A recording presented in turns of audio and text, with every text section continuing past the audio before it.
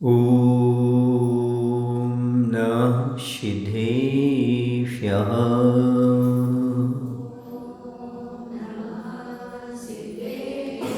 ॐ नमः सिद्धेभ्यः।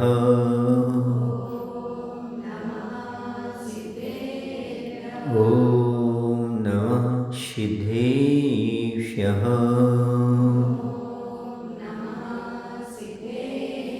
बोलिए अहिंसा परमो धर्म की, देवाय देव श्री पार्श्वनाथ भगवान की, आचार्य गुरु विद्यासागर जी महाराज की, आचार्य समय सागर जी महाराज की।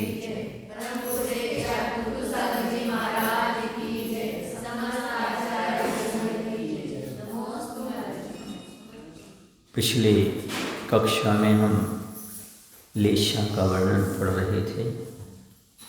लेशा के गुणस्थान के बारे में भी जाना था कि कृष्ण और नील और कापोत तीनों अश्वलेशाएँ पहले से चौथे गुणस्थान तक होती हैं।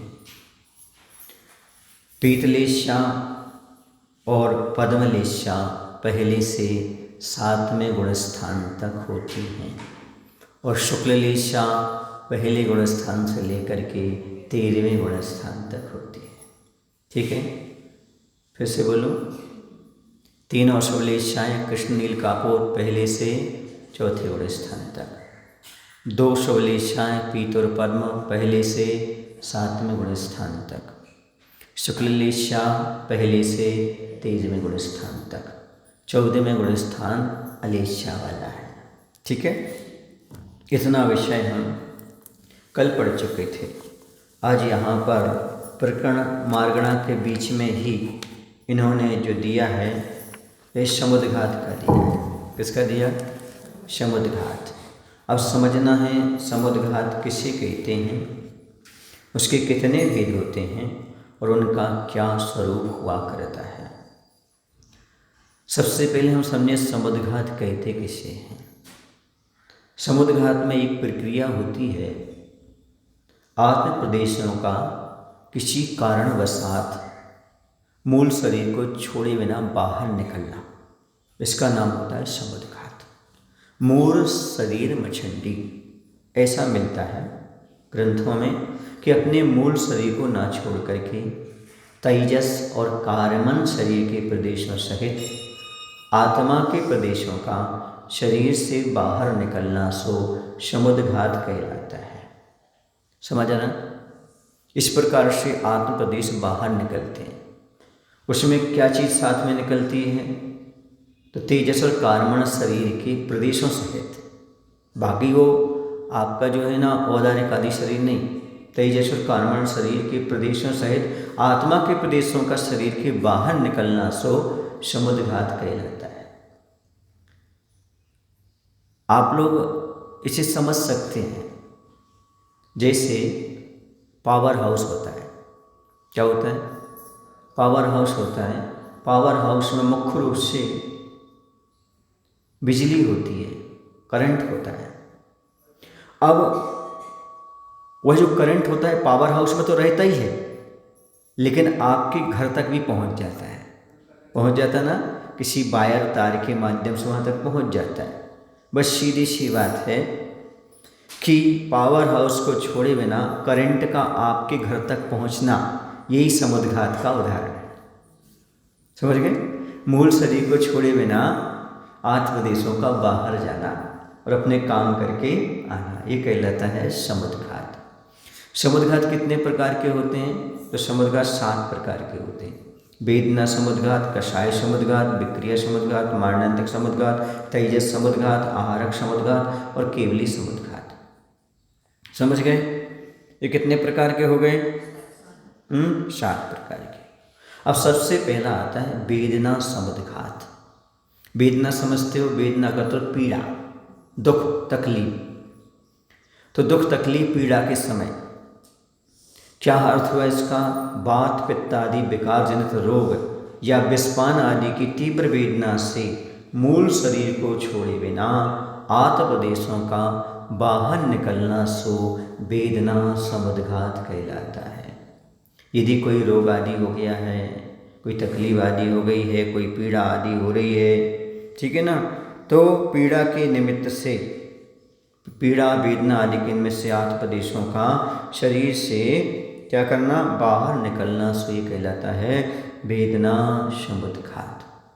समझ आ रहा? क्योंकि जीव को अंदर बहुत तकलीफ होती है, तकलीफ होने से उथल पुथल मचती है उसके शरीर में, आकुल व्याकुल होता है वो, उसकी 8 प्रदेश उस समय वेदना के समय बाहर निकल जाएं, मूल शरीर को छोड़े बिना, तो उसी का नाम क्या होता है, वेदना समुद्घात। आपने कभी देखा होगा, देखा आप लोगों ने कभी छिपकली को, पाल, तुम लोग क्या बोलते छिपकली को, हल्ली, तो शायद मराठी पाल बोलते, कुछ ही बोलते उसको, है ना। तो जो छिपकली होती है उसकी पूंछ टूट जाती है कभी कभार, तो पूंछ भी हिलती रहती है, बहुत दूर तक रहती ना। तो ऐसा नहीं कि 2 जीव हो गए, एक जीव उसमें हो गया, एक जीव इसमें हो गया, नहीं, ये वेदना समुद्घात समझने के लिए है।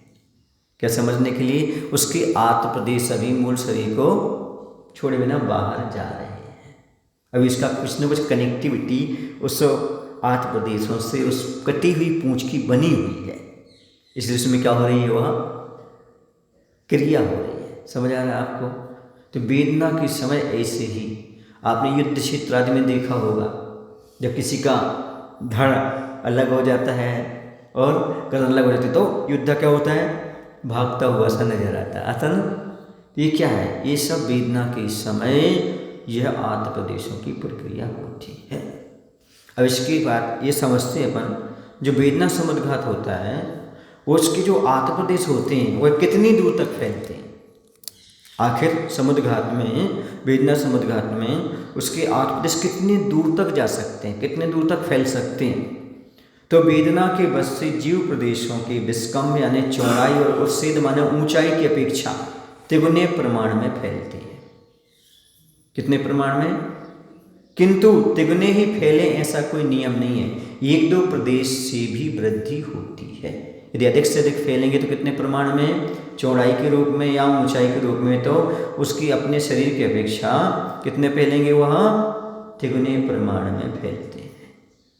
समझ गए? अधिक शरीर 3 गुना हो जाएगा। जैसे आपका शरीर कितना है, 6 फुट है ना, तो तिगुना ले लो, 6 3 18 फुट तक। ऐसे चौड़े में चौड़ाई का भी ले लो और ऊंचाई का भी ले लो। इस प्रकार से वेदना समुद्घात में 8 प्रदेश दूरी तक पहुँचते हैं। क्या वेदना समुद्घात सभी को होता है? नहीं, सभी जीवों को वेदना समुद्घात नहीं होता, क्योंकि निगोदिया जीवों में अतिशय वेदना का अभाव होने से विवक्षित शरीर से तिगुना वेदना समुद्घात संभव वहाँ पर है ही नहीं। इसलिए निगोदिया जीवों में अतिशय वेदना नहीं होती है, उसका अभाव है। इसे शरीर से तिगुना वेदना समुद्घात क्यों नहीं है? क्योंकि एक श्वास में उसकी तीव्रता ही नहीं आ पाती, उसके पहले क्या हो जाता है, उनका मरण जैसा, मरण ही समझो और क्या ही समझो। फिर आता है इसके बाद कसाय समुद्घात। कसाय तो आप समझते हैं, क्रोध आदि को क्या बोलते हैं, कषाय बोलते हैं। तो कषाय की तीव्रता से 8 प्रदेशों का अपने शरीर से तिगुने प्रमाण फैलने को कषाय समुद्घात कहते हैं। आपने देखा होगा, जब आपको गुस्सा आती तो आपकी आंखें कैसी हो जाती, लाल लाल होती है, आप स्थिर नहीं रहते, सामने वाले को दूर भागने का प्रयास करते हो, वो मिल जाए, कहाँ है, ऐसे भाव जो आ जाते हैं। युद्ध के समय भी क्या होता है, योद्धाओं की आंखें कैसे हो जाती हैं, लाल लाल हो जाती हैं। तो संग्राम में योद्धा लोग क्रोध में आकर के लाल लाल आंखें करके अपने शत्रुओं को देखते हैं, यह प्रत्यक्ष देखने में आता है। यही समुद्घात का रूप हमें समझ लेना चाहिए।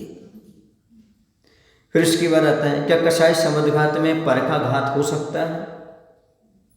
नियम नहीं है। कषाय समुद्घात में दूसरे का घात हो ऐसा कोई नियम नहीं है। समझ आ रहा? हो भी सकता और नहीं भी हो सकता, ऐसा कहीं पर नियम नहीं लिखा है। अब इसके बाद विक्रिया समुद्घात किसे कहते हैं? विक्रिया तो आप समझते हैं, विशेष रूप से शरीर की क्रिया करने का नाम विक्रिया है। शरीर को बढ़ाना, शरीर अन्य प्रकार से उत्पन्न करना, ये विक्रिया कहलाती है। विशेष रूप से की गई क्रिया का नाम विक्रिया है। किससे? शरीर के माध्यम से। तो शरीर या शरीर के अंग बढ़ाने के लिए अथवा अन्य शरीर के बनाने के लिए, निर्माण करने के लिए आठ प्रदेशों का मूल शरीर को न छोड़ करके बाहर निकल जाना विक्रिया समुद्घात कहलाता है। या तो शरीर या शरीर के अंग बढ़ाने के लिए अथवा अन्य शरीर को बनाने के लिए जो मूल शरीर को छोड़े बिना आठ प्रदेशों का बाहर निकलना होता है, वह विक्रिया समुद्घात होता है। विक्रिया समुद्घात देव और नारिकों को तो होता ही है, उनका शरीर का बढ़ाना, छोटा आदि करना, ये सब उनके तो होता ही है।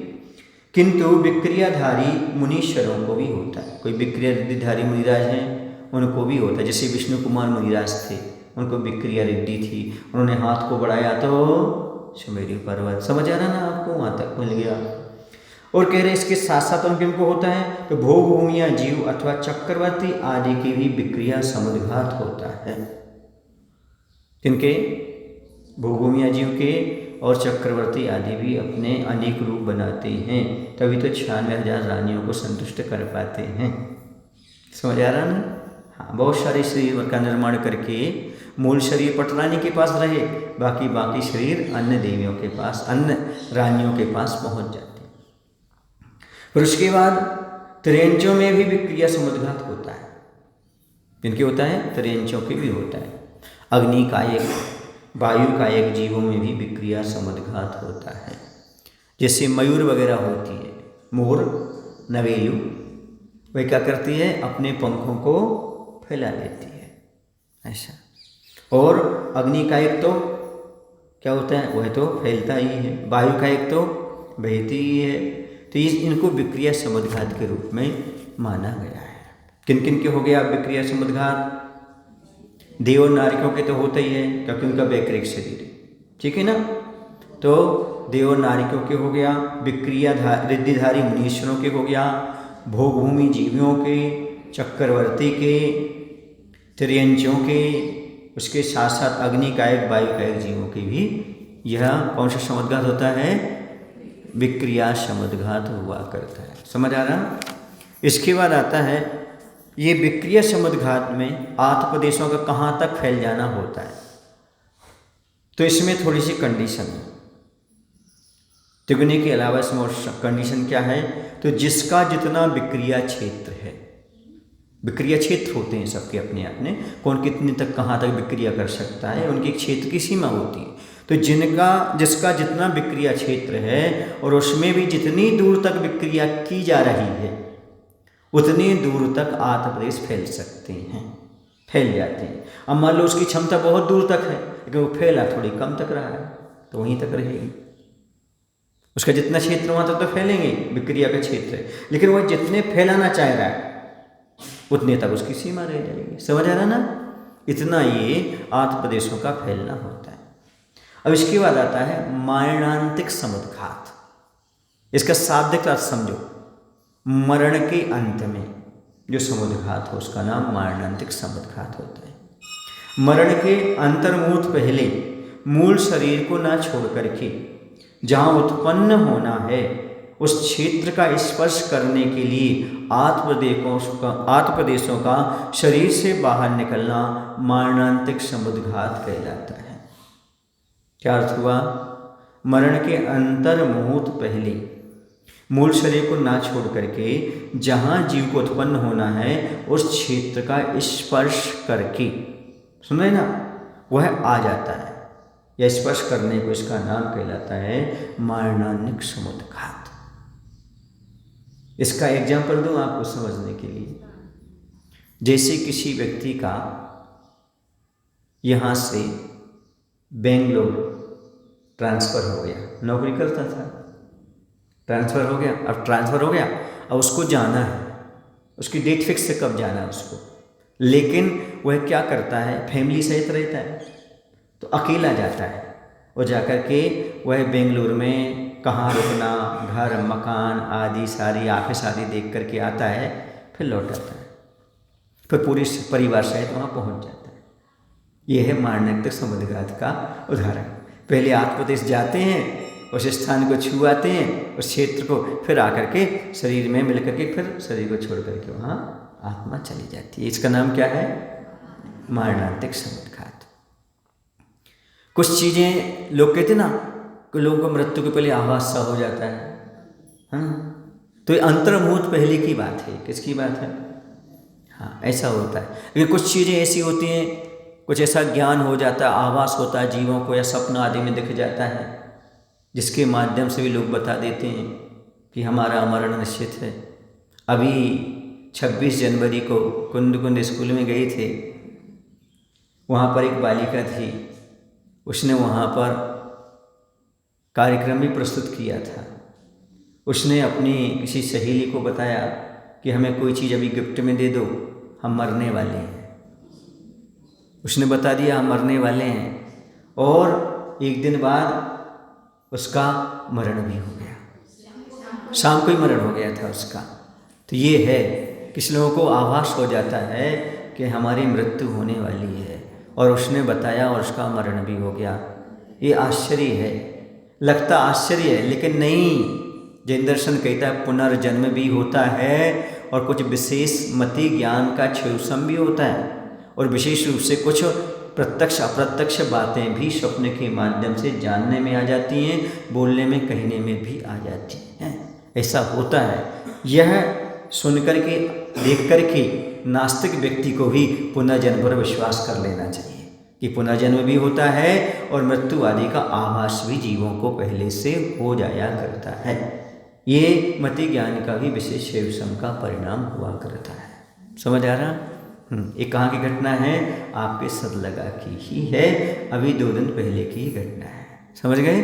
तो इस प्रकार की जो है घटना घटती रहती हैं संसार में। इससे मालूम पड़ता है कि पुनर्जन्म आदि जो ग्रंथों में कहा है, संतों ने कहा है, वो सत्य है, और इसे हमें स्वीकार भी करना चाहिए। तो मारणोत्तर समुद्रघात जो अपन पढ़ रहे हैं ना, ये कुछ लोगों को अजूबा लगता है, ऐसा भी होता है क्या? लेकिन जो आगम में लिखा है वो तो बिल्कुल 100% सत्य है। क्यों है? क्योंकि भविष्यवाणी फैल हो सकती है, पर जिनवाणी कभी फैल नहीं हो सकती। जिनवाणी तो जिनवाणी है। अब कुछ लोगों को विश्वास नहीं होता, अरे ऐसे कैसे लिख दिया कि मरण के पहले किसी के आत्मदेश वहाँ जाएंगे, निकल करके छू करके आ जाएंगे। ऐसे लोगों को क्या नहीं होता? विश्वास नहीं होता।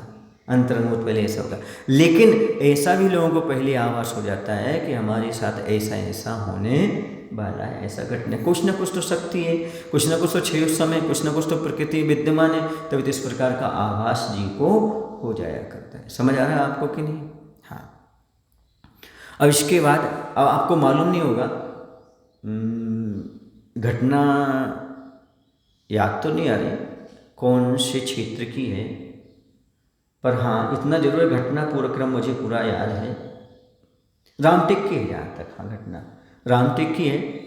रामटेक में आचार्य का चातुर्मास चल रहा था, और वहाँ पर क्या हुआ, एक व्यक्ति के यहाँ बहुत दिन से आहार नहीं हो रहा था, वो आकुल व्याकुल हो रहा था। क्या हो रहा था? वह आकुल व्याकुल हो रहा था, हमारे यहाँ आहार क्यों नहीं हो रहे। और अब आचार्य का कुछ दिन बाद उसके यहाँ पड़गान हुआ। जब उसके यहाँ पड़गान हुआ तो आचार्य ने आहार लिया अच्छे से, लेकिन आहार लिया तो थोड़ा सा ही आहार लिया, और आचार्य बैठ गए। लोगों ने पूछा, वो दुखी हुए, रोने लगे, आचार्य हमसे कौन सी गलती हो गई, आप क्यों बैठ गए, हम क्या आहार दे नहीं पाए, कैसे बहुत सारी बातें उन्होंने की, पर आचार्य ने उसका कोई जवाब नहीं दिया। वो आचार्य को पूरे परिवार के मंदिर परिसर तक छोड़ने के लिए आए। जैसे छोड़ने के लिए आए, वहाँ बैठे ही थे कि वहाँ पर सूचना मिल गई, आपने जहाँ पर आचार्य का पड़गान किया था उसकी छत गिर गई। ये कहो पूरा परिवार आचार्य पास था तो पूरा परिवार बच गया, उन सबको अकाल मरण से बच गए। समझ आ रहा ना? तो ऐसा हो सकता है आचार्य के मन में कोई अंदर आया हो, व्यक्त नहीं किया, मान लो घटना नहीं घटी तो झूठी हो जाएगी। इसे कुछ ऐसा करो कि यदि घटना घटती है तो सामने वाले की अकाल मृत्यु तो बच सकती है, हो सकता है। समझ आ रहा है आपको कि नहीं?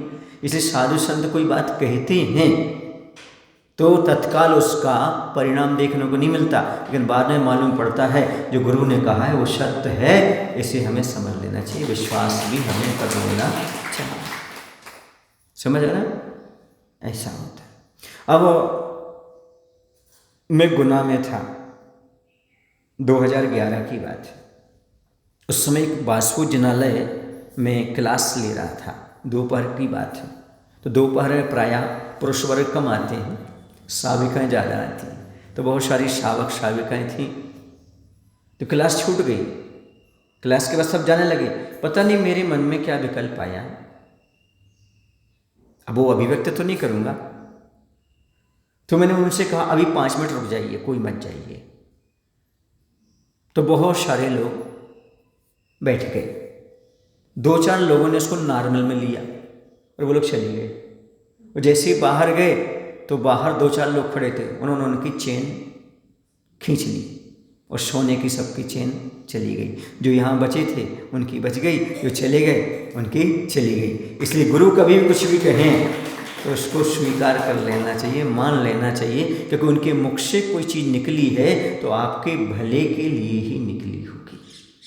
क्यों? क्योंकि उनका उद्देश्य हमेशा दूसरे के कल्याण करने का ही होता है, निस्वार्थ भाव होता है।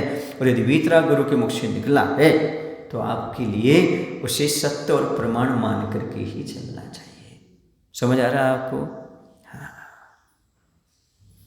एक बार क्या हुआ, कुछ लोग एक गांव से आचार्य भवन के पास निकल गए आज्ञा लेने के लिए कि महाराज जी हमारे गांव में और रुके। जब वो निकल गए, निकलने के बाद उन्हीं का चिंतन चल रहा था, ये लोग कहाँ तक पहुँचे होंगे, आचार्य से कैसे मिलेंगे, कैसे बात करेंगे, आचार्य से कैसे क्या कहेंगे।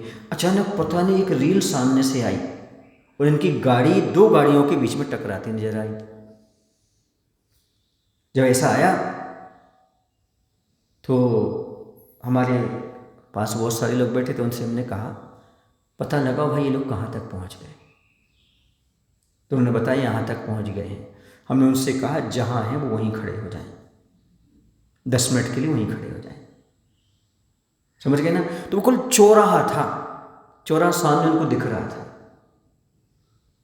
और जैसे उन्होंने गाड़ी रोकी है और सामने देखा 2 गाड़ियां आपस में भिड़ गई, और ये तीसरी होती तो तीसरी बढ़ सकती थी। उन्होंने कहा महाराज जी आपने क्यों रोका, हमारे सामने एक बहुत बड़ी दुर्घटना घट गई, हम सारे के सारे सुरक्षित हो गए रोकने से। तो कई बार ऐसा होता है, कुछ चीज़ें प्रत्यक्ष अप्रत्यक्ष रूप से जो घटने वाली होती हैं वो स्वप्न या चिंतन के माध्यम से आ जाती हैं। ये किसका प्रभाव है? रिद्धि मंत्र आदि का जप करने से, भगवान का ध्यान करने से, विशुद्धि बनाए रखने से ऐसा अपन को आ जाता है। जब अपन वो पढ़ रहे थे ना रिद्धि मंत्र का, तो गर्धय वलय की उसमें लिखा है कि जो गर्धय वलय आदि पढ़ता है, रिद्धि मंत्रों का जाप करता है, उसे स्वप्न आदि के माध्यम से आगे घटने वाली घटनाओं का आभास हो जाता है। तो इस प्रकार से बहुत सारी बातें होती हैं। चूँकि ये मरणांतक समुद्घात की बात है तो इतना प्रकरण आगे निकल गया। आगे चलते हैं। नहीं, ऐसा कहीं आगम में मिलता नहीं है। हाँ, ये जगह कहीं है तो हम ढूंढ करके इसका आपको बताएंगे। कहीं पढ़ने में तो थोड़ा आया है, इसके बारे में भी, मरणांतक समुद्घात के बारे में भी हम देख करके आपको बता सकते हैं ना। चलिएगा, अब तेजस समुद्घात किसे कहते हैं? संयमी महामुनि की विशिष्ट दया उत्पन्न होने पर अथवा तीव्र क्रोध उत्पन्न होने पर उनके दाएं अथवा बाएं कंधे से तेजस शरीर का एक पुतला निकलता है। उसके साथ आत्मदेशों का बाहर निकलना तेजस समुद्घात कहलाता है। क्या कहा?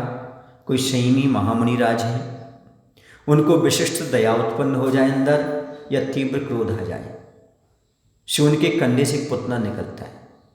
यदि महाराज को दया का भाव है तो दाएं कंधे से निकलेगा, और यदि क्रोध का भाव है तो बाएं कंधे से निकलेगा।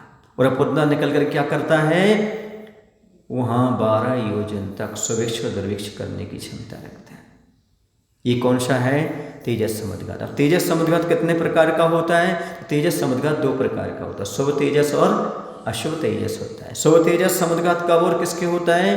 तो जगत को रोग दुर्भिक्ष आदि से दुखित देख करके जिनको दया उत्पन्न हुई है, ऐसे महामुनिराज के मूल शरीर को ना छोड़ करके दाएं कंधे से सोम आकार वाला सफ़ेद रंग का एक पुतला निकलता है, जो कैसा होता है? वो सोम आकार का होता है, सफ़ेद रंग का होता है, जो 12 योजन में फैले हुए दुर्भिक्ष रोग आदि को दूर करके वापस आ जाता है। ये मुनि महाराज रिद्धिधारों की इतनी क्षमता होती है, समझ आ रहा ना? इतनी क्षमता होती है कि 12 योजन तक रोग दुर्भिक्ष आदि को दूर कर देते।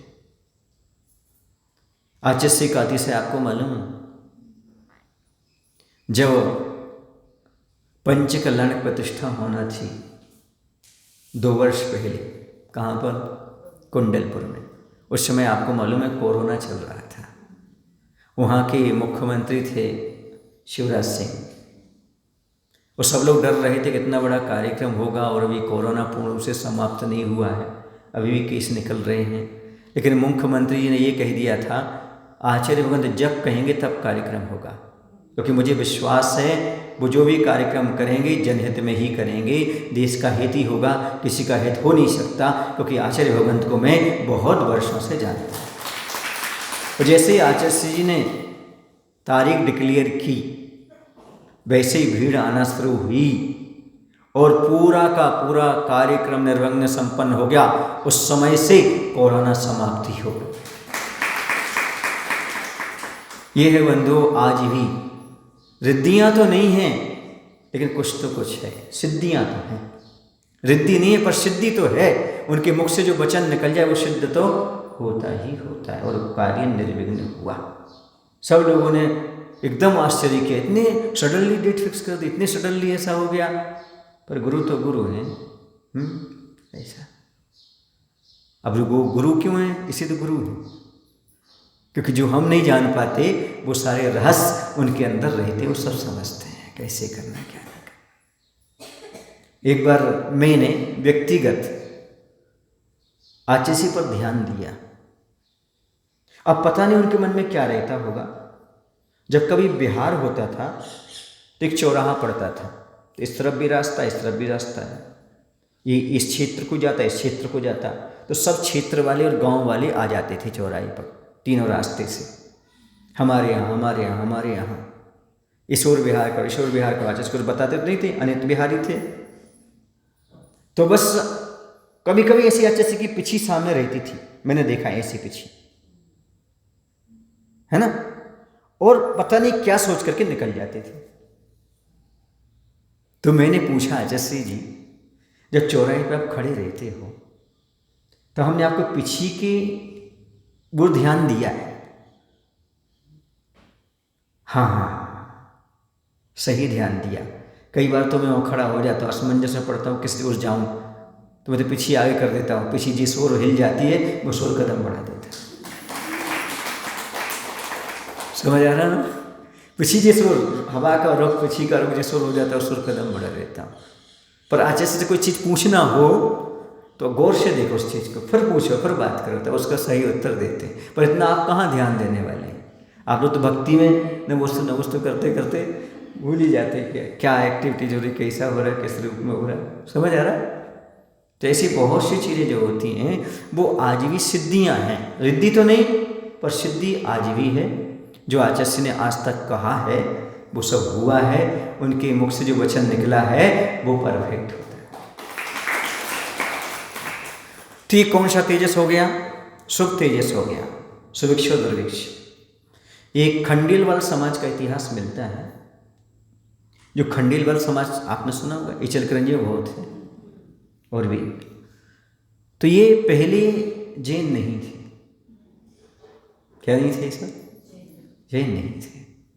वहाँ पर एक खंडेला गांव था राजस्थान में। तो वहाँ पर बहुत पहले एक रोग फैला था, बहुत बड़ा रोग था। लेकिन उस नगर में सब दुखी थे और एक दिगंबर मुनिराज का वहाँ पर प्रवेश हो गया, और जैसे ही प्रवेश हुआ तो रोग समाप्त हो गया। और सबको विश्वास हो गया इन मुनिराज के आने पर इनकी कृपा से रोग ठीक हो गया है। तो वहाँ के सारे लोग जो हैं वह जैन हो गए, मुनि पर श्रद्धा रखने लगे। समझ आ रहा है आपको? अब कोई जिस गांव का ना गांव के थे उस गांव के उनके सरनेम हो गए, खंडेला, खंडेलवाल, बाकलीवाल, पाटनी, ये आदि आदि बहुत सारे इनके सरनेम उनके पीछे नाम लगने लगे, गांव का नाम उनके पीछे आ गया। ऐसा इतिहास मिलता है। तो आज भी ऐसा नहीं है, आज ही बहुत सारी चीज़ें साधना के माध्यम से प्राप्त हो जाती हैं। ये बात अलग है, जिनको प्राप्त होती हैं उनको मालूम नहीं पड़ता, उनके माध्यम से अन्य लोगों को लाभ हो जाता है, उनको प्राकट होता रहता है, उनको उनकी वर्णाएं अपने आप पहुँचती रहती हैं। तो यहाँ पर शुभ तेजस समुद्घात की बात कही। अब अशुभ तेजस समुद्घात कब और किसके होता है? तपोनिधान महामुनि के क्रोध उत्पन्न होने पर मन में विचार की हुई विरुद्ध वस्तु को भस्म करके अथवा फिर उसी संयमी मुनि को भस्म करके नष्ट हो जाता है, इसका नाम होता है अशुभ तेजस। यह मुनि महाराज के बाएं कंधे से सिंदूर की तरह लाल रंग का और बिलाव के आकार का 12 योजन लंबा सूच्यांगुल के संख्यात में भाग प्रमाण मूल विस्तार और 9 योजन चौड़ा हुआ करता है। समझ आ रहा ना? ऐसा ये होता है बाएं कंधे से निकलने वाला अशुभ तेजस 12 योजन तक जला करके लौट करके आ जाएगा, जैसे दीपान मुनिराज का मिलता है अशुभ तेजस। अब इन दोनों समुद्घात में अंतर क्या है? तो इनके वर्ण माने रंग में अंतर होता है, शक्ति में अंतर होता है, उत्पत्ति में अंतर होता है, विसर्पण में अंतर होता है, निमित्त में और आकार में, इन सब में इनका अंतर होता है। कैसे होता है? तो पहले अपन देख लेते हैं अशुभ और शुभ कैसा होता है। 2 कॉलम बना लेंगे आप, एक हो जाएगा शुभ, एक अशुभ का हो जाएगा, दूसरा शुभ का हो जाएगा। तो अशुभ में क्या होता है? तो इसका रंग कैसा होता है? सिंदूर के समान लाल रंग का होता है। कौन सा? अशुभ तेजस। और शुभ तेजस सफेद रंग का होता है। शक्ति की अपेक्षा अशुभ की कितनी शक्ति होती है और क्या करता है? तो अशुभ जो होता है 12 योजन तक सब कुछ नष्ट कर देता है, और जो शुभ तेजस होता है वह 12 योजन तक दुर्भिक्ष रोग आदि नष्ट कर देता है। इसकी उत्पत्ति कैसी है? अशुभ की उत्पत्ति बाएं कंधे से होती है और शुभ की उत्पत्ति दाएं कंधे से होती है। विसर्पण, फैलाव, इच्छित क्षेत्र प्रमाण अथवा 12 योजन तक अशुभ का, और शुभ का कैसा रहता है? तो अपशस्तवत, जो पहले कहा ना ऐसे ही होता है, जितना इसका होता है उतना उसका ही होता है, फैलाव बराबर होता है। निमित्त, अशुभ किस निमित्त को पाकर के निकलता है? तो प्राणियों के प्रति रोष के कारण, क्रोध के कारण, और शुभ तेजस प्राणियों के प्रति अनुकंपा दया के कारण। आकार कैसा होता है? अशुभ तेजस का आकार बिलाव के आकार का होता है, बिल्ली, मारजार, थोड़ा बड़ा होता है वो, आकार वैसे होता है। शुभ तेजस सौम्य आकार का, सौम्य, सुंदर। अब इसके बाद आता है समुद्घात के बारे में। आहारक समुद्घात किससे कहते हैं? कौन सा समुद्घात आता? आहारक।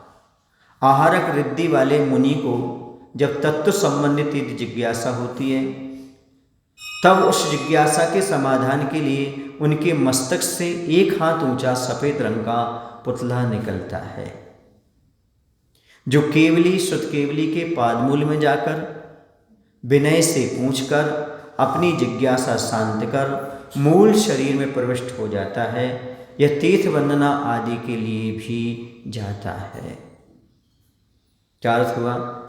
कोई मुनि महाराज है, उनके लिए तीर्थ वंदना की इच्छा हुई या तत्व संबंधी कोई जिज्ञासा हुई, तो उनके मस्तिष्क से, कहाँ से निकलता है ये? मस्तिष्क निकलता है। एक हाथ का होता है और सफ़ेद रंग का होता है, और निकल करके उन केवली शुद्ध केवली जहाँ होंगे महामुनिराज भगवान, उनके पास जाकर के अपनी जिज्ञासा रखेंगे, समाधान होकर के लौट करके आ जाएंगे। या कहीं उन्हें आकृतिम चित्तल की वंदना करना है तो वंदना कर करके और पुनः लौट करके आ जाएंगे। ये कहलाता है आहारक रिद्धि या आहारक समुद्घात। यह समुद्घात भाव पुरुष वेद वाले प्रमत्त संयत नामक छठे गुण स्थानवर्ती मुनि को ही होता है। जो भाव से पुरुष वेदी हों उन्हीं के होता है। इसके साथ उपशम सम्यक दर्शन, मना परे ज्ञान और परिहार विशुद्धि संयम का निषेध है। इनकी मैचिंग नहीं मिलती। यदि जहाँ पर आहारक रिद्धि है वहाँ पर उपशम सम्यक दर्शन नहीं होगा, मना परे ज्ञान नहीं होगा और परिहार विशुद्धि संयम नहीं होगा, यदि आहारक रिद्धि है तो। अब इसके बाद आता है केवली समुद्घात। केवली समुद्घात क्या स्वरूप है? तो केवली समुद्घात 4 प्रकार से होता है। दंड, कपाट, प्रतर, लोकपूरण। ये कैसे होता है? तो संयोग केवली यदि आसीन हो तो, आसीन हो मतलब पद्मासन में विराजमान, ठीक है। संयोग केवली यदि आसीन हो तो शरीर से त्रिगुने विस्तार फैलते हैं।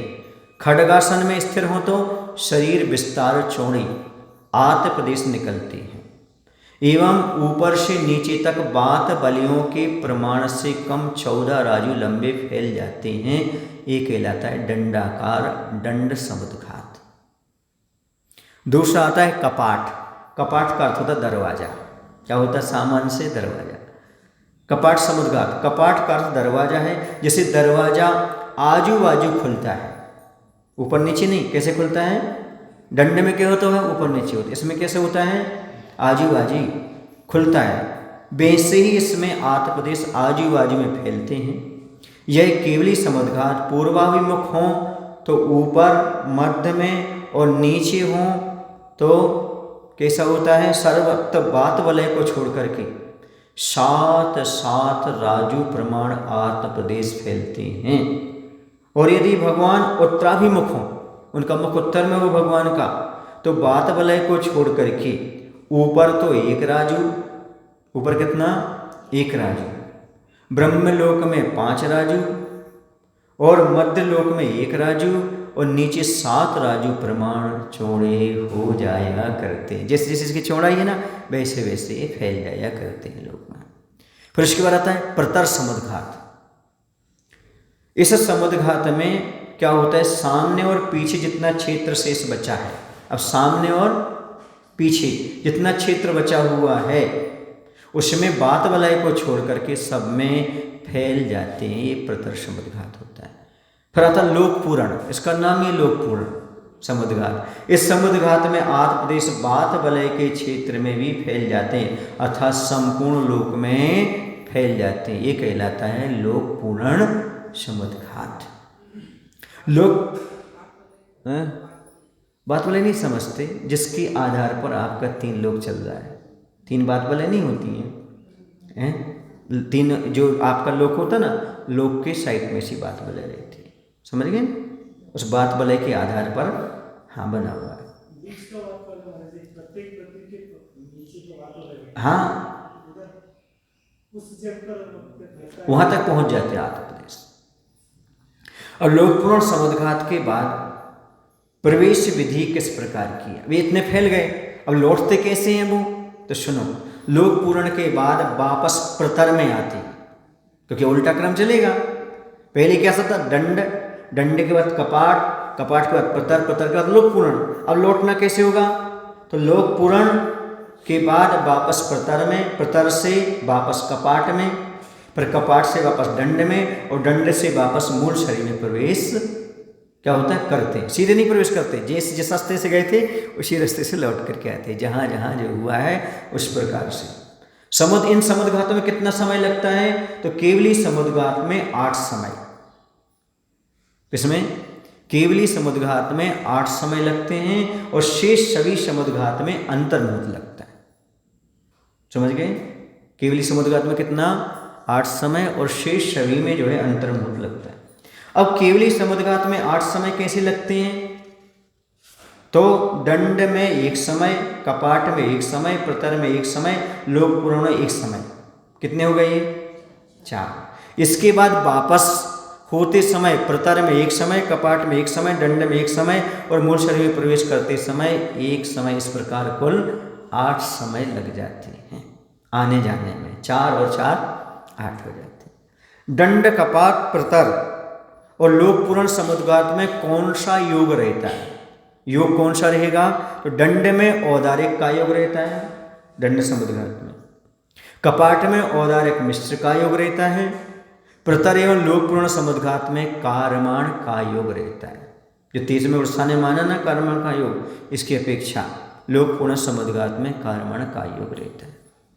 क्या सभी केवली समुद्घात करते हैं? नहीं। फिर क्या होता है? मोक्ष जाने वाले सभी जीवों के केवली समुद्घात नहीं होता, किंतु जिन केवली भगवान के आयु कर्म के अलावा शेष 3 कर्मों की स्थिति आयु कर्म से अधिक होती है, उन केवली के 3 कर्मों की स्थिति आयु कर्म के बराबर करने के लिए समुद्घात होता है। जिनके आयु कर्म के बराबर बाकी 3 कर्मों की स्थिति बराबर है, ठीक है ना, तो उनको समुद्घात नहीं होगा। जिनकी आयु कर्म की स्थिति तो अधिक है, शेष की आयु वो स्थिति कम है, तो उसके बराबर करने के लिए क्या करते हैं? समुद्घात होता है। समुद्घात में क्या होता है? जैसे कपड़ा होता है, आप सीधा कपड़ा डाल दो, सूखने में टाइम लगेगा, उसको खोल के डालो तो जल्दी सूख जाएगा। ऐसे ही आयु कर्म ज़्यादा था, उसको कम करना है तो समुद्घात के माध्यम से उसकी निद्रा हो जाती, स्थिति को कम कर लिया जाता है। समझ आया? ऐसा होता है। ये समुद्घात किस दिशा में होते हैं? तो आहारक और मारणक समुद्घात में आत्मदेश एक ही दिशा में गमन करते हैं। किसमें? आहारक में, क्योंकि जहाँ भगवान होंगे, जहाँ कहते चैत्यालय होंगे वहीं जाएंगे, उसी दिशा में जाएंगे। लेकिन और मारणक समुद्घात भी कहाँ? एक ही दिशा में, क्योंकि जहाँ मरण होना है उस स्थान को स्पर्श करके आएंगे तो एक ही दिशा में जाएंगे। चांद्रता तो होगा नहीं, जन्म कहाँ होगा? एक जगह होगा कहीं, तो वहाँ से होकर के आएंगे। और बाकी के यहाँ पर जो बताया है, किंतु शेष 5 समुद्घात 10 दिशाओं में गमन करते हैं। मात्र आहारक और मारणक समुद्घात में आत्मदेश एक ही दिशा में गमन करते हैं। अब आगे किस गति में कितने समुद्घात होते हैं? तो नरक गति में वेदना, कषाय, विक्रिया और मारणांतिक समुद्घात होते हैं। कितने हो गए? 4 हो गए। कौन से 3 नहीं होते? कौन से नहीं होते 3? आहारक नहीं होता, केवली नहीं होता और तेजस नहीं होता। ठीक है। त्रिंज गति में वेदना, कषाय, विक्रिया और मारणांतिक समुद्घात होते हैं, लेकिन मनुष्य गति में सभी होते हैं। देवगति में वेदना, कषाय, विक्रिया, मारणांतिक समुद्घात। यानी यहाँ पर समझने की बात यह है, नरक गति और देवगति में समान होते हैं। कौन से? वेदना, कषाय, विक्रिया और मारणांतिक। त्रिंज गति में भी वेदना, कषाय, विक्रिया और मारणांतिक 4 होते हैं। तो तीनों गति में क्या होते हैं? ये 4 लेके चले। अकेले मनुष्य गति में सभी होते हैं।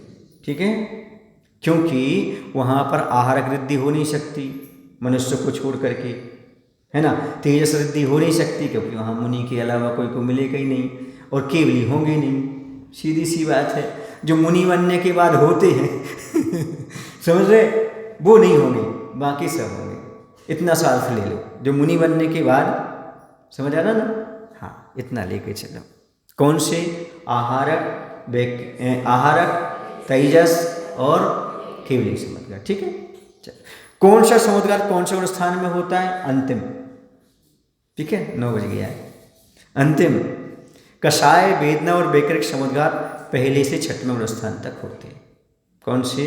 कषाय, वेदना और वैकृक समुद्घात 1 से 6वें गुणस्थान तक। मारणांतिक समुद्घात 1 से 11वें गुणस्थान तक, लेकिन तीसरे में मरण नहीं होता है, इसे तीसरे गुणस्थान को छोड़ देना। क्या अर्थ हुआ? मारणांतिक समुद्घात पहले से 11वें गुणस्थान तक, तीसरे गुणस्थान में नहीं होगा क्योंकि इसमें मरण नहीं होता।